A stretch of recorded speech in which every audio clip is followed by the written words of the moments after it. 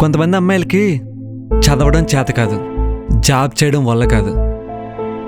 కానీ వచ్చేవాడికి కోట్లు ఉండాలి, కారు ఉండాలి, హైట్ 6 అడుగులు ఉండాలి, కలరు అమెరికా వాళ్ళ ఉండాలి.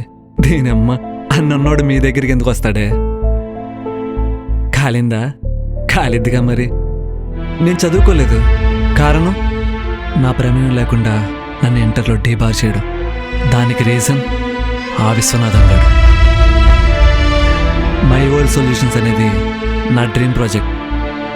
నాలాగా ప్రతిభ ఉన్న, పని దొరికిన వాళ్ళకి ఒక ఎంప్లాయ్మెంట్ కల్పించే ఐడియా.